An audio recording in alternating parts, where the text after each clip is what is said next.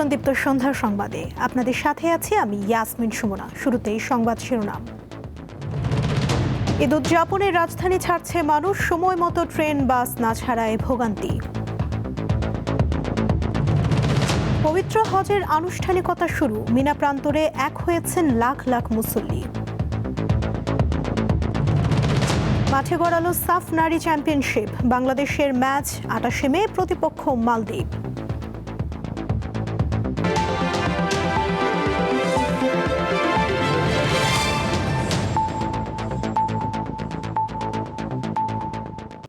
শুনছিলেন শিরোনাম, এবারে বিস্তারিত।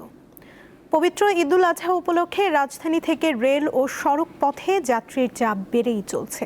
আজ দিনভর কমলাপুর রেল স্টেশন ও বাস টার্মিনালগুলোতে ছিল যাত্রীদের উপচে পড়া ভিড়। তবে সময় মতো ট্রেন ও বাস না ছাড়ার কারণে ভোগান্তিতে পড়েন অনেকেই। সোমবার শুরু হয়েছে ঈদের টানা 7 দিনের ছুটি। ফাঁকা হয়ে যাচ্ছে রাজধানীর রাস্তাঘাট, কিন্তু সকাল থেকে ভিড় বাড়তে থাকে কমলাপুর রেল স্টেশনে। আপনজনদের সাথে ঈদের খুশি ভাগ করার পাশাপাশি নির্ভার সময় কাটাতে নগরবাসী যাচ্ছেন সে করে। সকালে দুটি ট্রেন কিছুটা দেরিতে ছেড়েছে, পরে রংপুর এক্সপ্রেস প্রায় 1.5 ঘন্টা পর কমলাপুর ছাড়ে। ফলে ভোগান্তিতে পড়েন যাত্রীরা। কিন্তু ঈদের খুশির কাছে যেন তাদের এই কষ্ট কিছুই না। দাদি আছে, গরমে ভাল লাগে না। ওইখানের মজাটা হচ্ছে ওইখানে সবার সঙ্গে খেলতে পারি, ঢাকায় তো খেলতে পারি না। তেমন রেলপথ তুলনামূলক নিরাপদ হওয়ায় ট্রেন যাত্রায় মানুষের আগ্রহ বেশি। সেই দিক বিবেচনা করে টিকিট, বগির পরিচ্ছন্নতা এবং সময়মতো যাত্রার বিষয়ে নজরদারি প্রয়োজন বলে মনে করেন যাত্রীরা।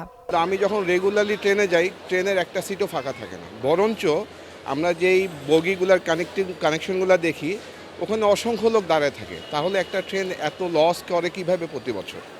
এই জিনিসগুলোকে আসলে আইডেন্টিফাই করতে হবে। আমাদের মনে হয় যে সদিচ্ছা হয়তো বা আছে, কিন্তু আমাদের ব্যুরোক্রেসির কারণে বা অন্য কোনো আনসিন প্রবলেমের কারণে আমরা রেজুলেশন আসতে পারতেছি না। রেলওয়ে কর্তৃপক্ষ জানায় এবার ঈদে নারীদের জন্য বিশেষ বগি চালু রয়েছে। আর ছাদে যাতে কেউ উঠতে না পারে সে ব্যাপারে সংশ্লিষ্টরা সতর্ক রয়েছে। মহিলাদের জন্য স্পেশাল ঈদ উপলক্ষে মহিলাদের মহামান্য হাইকোর্ট যে নির্দেশনা দিছে সেই নির্দেশনা আমরা পাইছি। আমরা আজকে দুটি ট্রেনে মহিলাদের জন্য দুটি কোচ রেখেছি। একটা জয়ন্তিকা এক্সপ্রেস ঢাকা থেকে সিলেট যাবে, সেটায় মহিলাদের জন্য একটা কোচ দেওয়া হয়েছে। আর একটা ঢাকা চিটাগাং রোডে সোনার বাংলা যে এক্সপ্রেসটা চলে সেটি মহিলাদের জন্য একটা কোচ দিয়েছি আমরা। এদিকে রাজধানীর বিভিন্ন বাস টার্মিনালে সকাল থেকে যাত্রীর চাপ বাড়তে থাকে। অনেক বাস সময়মতো যাত্রা করতে না পারায় সমস্যায় পড়েন যাত্রীরা। প্রায় 1.5 ঘন্টা ধরে দাঁড়িয়ে আছি, এখন টিকিট এখনো ছাড়ছে না। গাড়ি আসলে পরে টিকিট ছাড়বে বলছে, গাড়ি এখনো রাস্তায় আছে। যখন বাস আসবে তখন তারা টিকিট দিচ্ছে, এর আগে টিকিট দিচ্ছে না। তো ওদের নাকি বাস সংকট, তো এই জন্য টিকিট দিচ্ছে না, এখনো 3 ঘন্টা যাবত দাঁড়িয়ে আছে। যাত্রী হয়রানি ও অতিরিক্ত ভাড়া আদায় বন্ধে সার্বিক পরিস্থিতির উপর নজর রাখছে সংশ্লিষ্ট মন্ত্রণালয়। লাবণী গুহ, দীপ্ত সংবাদ, ঢাকা। টাঙ্গাইলের কালিহাতী উপজেলায় রড বোঝাই একটি ট্রাক উল্টে 15 জন নিহত হয়েছেন। আহত হয়েছেন 6 জন। নিহত 13 জনের বাড়ি নওগাঁর মান্দা উপজেলায়। ট্রাকটি চট্টগ্রাম থেকে উত্তরবঙ্গের দিকে যাচ্ছিল। আহত ও নিহতরা ঈদ উদযাপন করতে গ্রামে বাড়ি ফিরছিলেন। রবিবার দিবাগত রাত আনুমানিক 4টা যমুনা সেতুর পূর্ব প্রান্তের সংযোগ সড়কের সরাতাইল এলাকা। হঠাৎ সড়ক থেকে ছিটকে পাশে পড়ে রডবাহী এই ট্রাক। এর নিচে চাপা পড়েন যাত্রীরা। ঘটনাস্থলে প্রাণ হারান 15 জন। বাকি যাত্রীরা আহত হন। তাদেরকে উদ্ধার করে স্থানীয়রা। 3:30-4:30 মতো ঘটনাটা ঘটছে। একটা শব্দ এলো, তাই বার্তা শুনলাম। একজন সিটে পড়ে গেছে, একজন আটকে রয়েছে, আর গাড়ি উল্টে নিচে মানুষ তলে পড়ে রয়েছে। মাঞ্জা ভাঙছে, পা ভাঙছে, এইরকম অবস্থা। নিহত 13 জনের বাড়ি নওগাঁর মান্দা উপজেলায়। বাকি 2 জন চাঁপাইনবাবগঞ্জের বাসিন্দা। দুর্ঘটনার খবরে তাদের গ্রামের বাড়িতে শোকের ছায়া নেমে আসে। ঈদ উদযাপনের জন্য তারা বাড়ি যাচ্ছিলেন। আমার জামাই ফোন দিয়েছে, অ্যাক্সিডেন্ট হওয়ার সাথে সাথে ফোন দিয়েছে। আমার এক ভগ্নিপতি আছে, এক ভাগ্নে আছে, তো আসছিলাম ওনাদেরকে, মানে এখন আমি খুঁজে পাচ্ছি না। যে বাসা আছে তাই বললো গাড়ি ব্রেক মারছে আর ভক করে যায়। গাড়িটা কি করছে, ব্রেক মারতে চুদনে সহ্য করতে পারেনি, গাড়িটা উল্টে দিয়েছে। পুলিশ জানিয়েছে ট্রাকটির যাত্রীরা ছিলেন ক্ষুদ্র ব্যবসায়ী ও শ্রমজীবী। কম ভাড়ায় গন্তব্যে যাওয়ার জন্য তারা রডবাহী ট্রাকে উঠেছিলেন। আমরা 9 জনকে উদ্ধার করতে পারি এবং তাদেরকে উন্নত চিকিৎসার জন্য টাঙ্গাইলে পাঠানো হয়েছে। আর 15 জন লাশ আমরা মর্গে পাঠিয়েছি। আমরা চেষ্টা করছি তাদের পরিবারের সাথে যোগাযোগ করার। আহতদের চিকিৎসার জন্য 15,000 টাকা এবং নিহতদের পরিবারকে 30,000 টাকা করে দেয়ার ঘোষণা দিয়েছে জেলা প্রশাসন। সাদিয়া চৌধুরী, দীপ্ত, বার্তাকক্ষ। রাজধানীর পশুর হাটে এখন ক্রেতাদের উপচে পড়া ভিড়। ঈদ ঘনিয়ে আসায় বেড়েছে বেচাকেনা, তবে দাম বেশি। হাটে নিরাপত্তা ও আশপাশের যানজট নিরসনে আইন শৃঙ্খলা রক্ষাকারী বাহিনীর সঙ্গে সমন্বয় করে কাজ করছে সিটি কর্পোরেশন। কোরবানির ঈদের আর বাকি মাত্র 2 দিন। দ্রুত কিনতে হবে পছন্দের পশু, তাই বিভিন্ন পশুর হাটে ছুটছেন রাজধানীর মানুষ। এটি গাবতলীর হাট, যা সোমবার সকাল থেকে ক্রেতা বিক্রেতার পদচারণায় মুখর হয়ে ওঠে। চলে দর কষাকষি। দেখা মিলছে বাহারি সাজে সাজানো পশুর কেনা বেচার পাশাপাশি এই হাট অনেকের কাছে আনন্দেরও এক আয়োজন। অনেকে আসছেন পরিবার পরিজন নিয়ে। আমাদের অনেকগুলো গরুই পছন্দ হয়েছে, ছবি তুলে নিয়ে গেছি। এখন দেখি বাসায় জানে আজকে রাতের মধ্যেও কিনতে পারি অথবা কালকে বা পরশু আমরা যত শীঘ্রই সম্ভব কেনার চেষ্টা করব। আমাদের বাজারের আয়তে আছে, এখনো মিল হয় নাই, তাই ইনশাল্লাহ যদি হয়ে যায় তা আমরা টাকা দিয়ে নিয়ে যাব। সবে মাত্র ঢুকলাম, গরু দেখতেছি, ইনশাল্লাহ আশা করি আল্লাহ বাজেটের মধ্যে একটা ব্যবস্থা করে দিবে। তো দেখতেছি, শুরু করলাম, এখান থেকে শুরু করছি, আরও হয়তো দেখব আমাদের সামর্থ্যের মধ্যে যেটা হয় আমরা ওটা করব। ছোট, মাঝারি ও বড় সব ধরনের গরুর দেখা মিলছে ঢাকার নামকরা এই হাটে। রয়েছে বাহারি নামের পশু, তবে দাম বেশি বলে মনে করেন ক্রেতারা। দাম বলছে আপনার 4.5 লাখ, অল্পর মাধ্যমে সেল দিয়ে দেবো। এখন আসার পরে দেখলাম গাবতলী হাটে বড় গরু, এত বড় গরু, মানে আমাদের আসিয়ে দেখেও জিজ্ঞেস করবে ভাই গরুটার দাম কত বা এত টাকা দেওয়া যাবে। এই পর্যন্ত সেরকম আলামত পাইলাম না। কত 9টা বাজে আসছে, আসার পরে আলহামদুলিল্লাহ মোটামুটি কত প্রায় 20-25টার মতো গরু দেখছি। হ্যাঁ, দেখার পরে আলহামদুলিল্লাহ এটা আমার পছন্দ হয়েছে। ঠিক আছে, পছন্দ হওয়ার পরে আলহামদুলিল্লাহ নিয়ে এনেছি আর কি। সকালে হাট পরিদর্শনে আসেন ঢাকা উত্তর সিটি কর্পোরেশনের প্রশাসক ও ডিএমপি কমিশনার। পরিদর্শন শেষে তারা জানান যানজট ও জনদুর্ভোগ কমাতে তারা কাজ করছেন। ঢাকা 2 সিটি কর্পোরেশন কর্তৃক নির্ধারিত প্রতিটি পশুর হাটকে কেন্দ্র করে নিশ্চিদ্র নিরাপত্তা বলয় তৈরি করা হয়েছে। প্রতিটি হাটে দৃশ্যমান পুলিশ উপস্থিতি সহ একটি করে সাব কন্ট্রোল রুম ও ওয়াচ টাওয়ার স্থাপন করা হয়েছে। বাংলাদেশ ব্যাংকের সহায়তায় প্রতিটি গরুর হাটে জাল নোট শনাক্তকারী মেশিন থাকবে। ছিনতাই, জাল নোট, অজ্ঞান পার্টি ও মলম পার্টি তৎপরতা রোধে ডিবি সহ সাদা পোশাকের পুলিশের বিশেষ টিম 24 ঘন্টা মোতায়েন আছে। ক্রেতা বিক্রেতার নিরাপত্তা নিশ্চিত করতে গাবতলী সহ রাজধানীর বিভিন্ন হাটে আইন শৃঙ্খলা রক্ষাকারী বাহিনীর তৎপরতা বাড়ানো হয়েছে। রয়েছে সিসিটিভি ক্যামেরার নজরদারি। মাহিদুর রহমান, দীপ্ত সংবাদ, ঢাকা। কোরবানির পশুর হাটের খবর নিয়ে তেজগাঁও কলোনি বাজার হাট থেকে যোগ দিচ্ছেন সহকর্মী আলোয়ান খান। আলোয়ান, আমাদের জানাবেন তেজগাঁও পশুর হাটে এই মুহূর্তে ক্রেতা বিক্রেতার উপস্থিতি কেমন আর দাম কেমন দেখছেন, জানাবেন বিস্তারিত।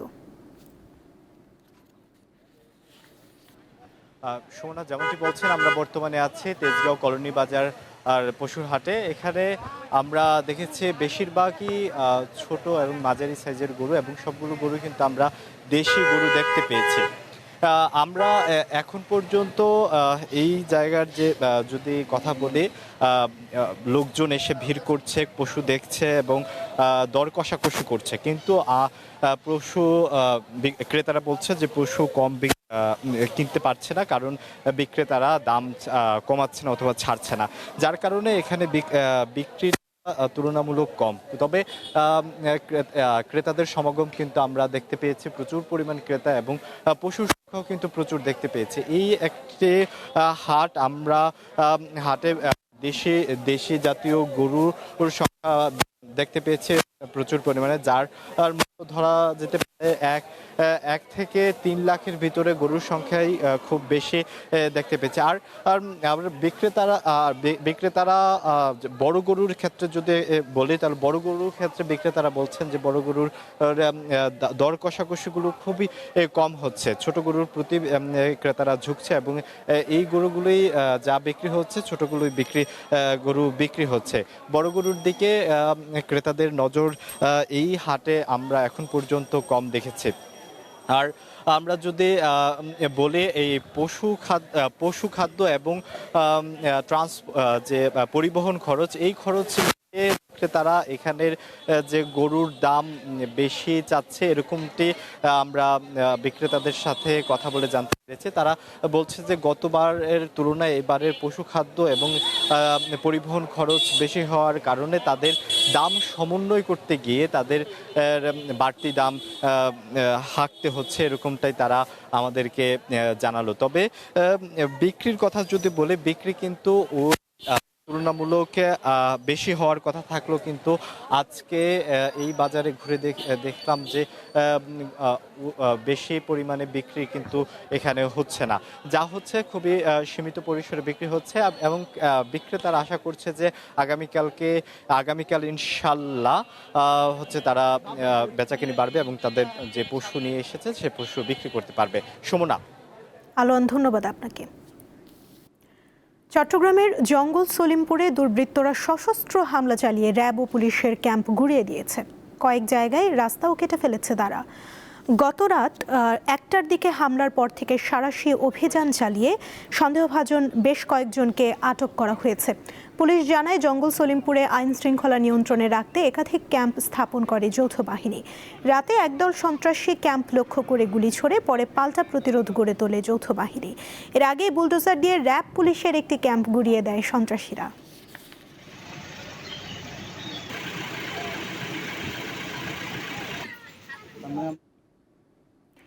পবিত্র হজের আনুষ্ঠানিকতা শুরু হয়েছে।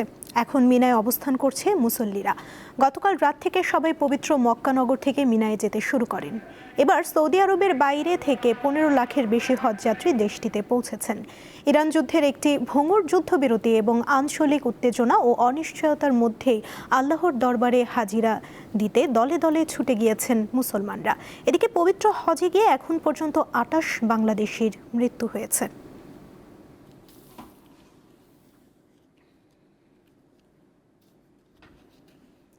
এবারে গ্লো অ্যান্ড লাভলি সাফ উইমেন্স চ্যাম্পিয়নশিপ 2026।